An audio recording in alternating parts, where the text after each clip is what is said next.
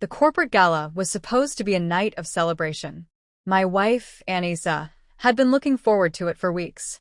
She had spared no expense, an elegant emerald gown, a professional stylist, and a request for me to wear my sharpest suit.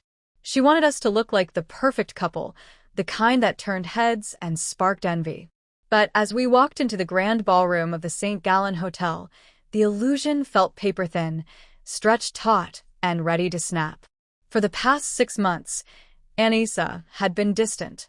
Her laughter lacked warmth, her late-night meetings became too frequent, and I had noticed the hushed whispers and knowing glances at her office gatherings. And then there was him, Ulrich von Hauer, her CEO. Ulrich carried himself like he owned everything and everyone around him. He dressed in the finest suits, drove the most extravagant cars, and wielded power with the ease of a man who had never been denied anything in his life. His presence dominated the room, and each time he passed, Anissa's eyes flicked toward him, like a moth drawn to a flame. It wasn't hard to connect the dots. I had my suspicions, but I needed undeniable proof. Tonight, I intended to get it. As the night went on, I lingered by the bar, nursing a whiskey while my gaze tracked Anissa. She flitted between groups of colleagues, her smile bright, but her movements restless. Meanwhile, Ulrich was never far. His hand brushed against hers too often, his whispered words coaxing out smiles too easily. Then came the moment that shattered any lingering doubt. Anissa excused herself, claiming she needed to freshen up. Ulrich followed barely a minute later. My pulse pounded. Setting my drink down, I slipped into the hallway behind them. But they didn't head for the restrooms. Instead, they disappeared into a private lounge, the door clicking shut behind them. I moved closer, pressing my ear to the wood, my stomach churning as I caught fragments of their hushed conversation. "I'm tired of sneaking around," Ulrich murmured, his voice smug. "When are you going to tell him?" Anissa hesitated. "You don't understand, Ulrich. Julian isn't stupid. He'll do nothing." Ulrich cut her off, his tone dripping with contempt. "Men like him are weak. Besides, once I'm done with him, he won't have the means to fight back." My hands clenched into fists, but I forced myself to stay still.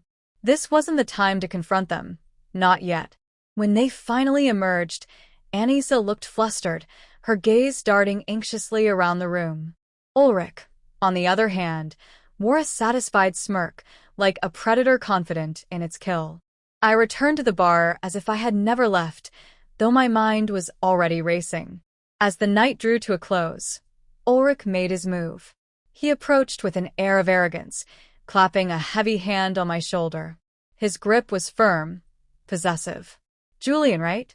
he said smoothly, flashing a smile that didn't quite reach his eyes. "Anissa speaks highly of you. Says you've always been supportive of her career." The condescension was unmistakable. I kept my expression neutral. "Of course. Her success is important to me." He leaned in closer, dropping his voice, so only I could hear. "Good. Because from now on, she's mine to control." His grip tightened just slightly. "You'll continue to support her and your pathetic little life, or I'll make sure you're left with nothing." I stared at him, momentarily stunned by his sheer audacity. Before I could respond, he gave my shoulder a condescending pat and strode away, his laughter ringing in my ears.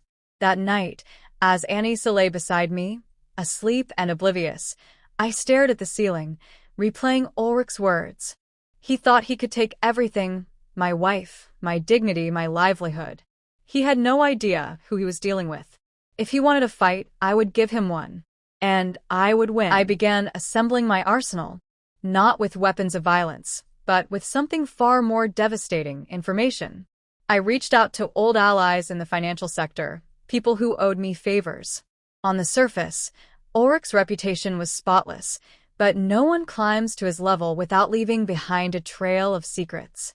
My contacts didn't disappoint. Within days, I had a dossier detailing his dirty dealings, offshore accounts, falsified financial reports, and worst of all, a discreet hush-money payout to cover up an affair with another employee. With Ulrich's downfall in motion, I turned my attention to Anissa. I tracked her phone, placed a hidden recorder in her car, and monitored her emails. It didn't take long to uncover exactly what I had feared: explicit messages between her and Ulrich, laying out their plans to be together. Each word was a knife in my chest, but I refused to let emotion cloud my judgment. This wasn't just about betrayal. This was about justice. Now that I had the proof, it was time to strike. The following weekend, Ulrich was hosting a prestigious investor gala, an event that would determine the future of his company. It was the perfect stage to bring him down. I anonymously tipped off an investigative journalist, providing them with irrefutable evidence of Ulrich's offshore accounts and fraudulent reports. At the same time, I sent copies of the affair messages to the company's board of directors, ensuring his personal and professional lives would crash and burn simultaneously. On the night of the gala, I arrived at Anisa's side, playing the role of the devoted husband. She was nervous, her eyes darting toward Ulrich every few minutes, but she had no idea what was coming. Midway through the evening, as Ulrich stood before the crowd, delivering a speech about honesty and innovation, the atmosphere in the room shifted. A ripple of unease spread through the audience as phones buzzed with breaking news alerts. Whispers turned into gasps. The journalist had published the exposé, complete with incriminating documents. Panic flickered across Ulrich's face as the board members in attendance hastily excused themselves for an emergency meeting. He stumbled through his speech, suddenly a man drowning before an unforgiving crowd. But I wasn't finished yet. Turning to Anissa, I spoke calmly. "You might want to check your email." Her brows knitted together as she pulled out her phone. Within seconds, her face drained of color. She had just read the forwarded messages, her own damning words to Ulrich, now staring back at her. "Julian, she stammered, her voice shaking. I cut her off. "Don't bother." My tone was cold, final. "You made your choice. Now you get to live with it." By the end of the night, Ulrich's empire lay in ruins. The board voted unanimously to remove him as CEO, and law enforcement officers were already waiting to question him about his offshore accounts. Anissa, caught in the fallout, was swiftly fired for her role in the scandal. Whatever future she had envisioned with Ulrich dissolved in an instant. The next morning, I filed for divorce, securing the majority of our assets. Anissa pleaded for forgiveness, desperate to undo the damage, but I was done. She and Ulrich had tried to destroy me. In the end, they were the ones left with nothing.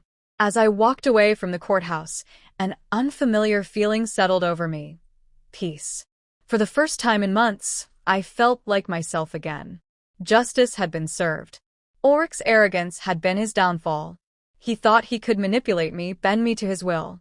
But he forgot one simple truth. A man with nothing to lose is the most dangerous opponent of all.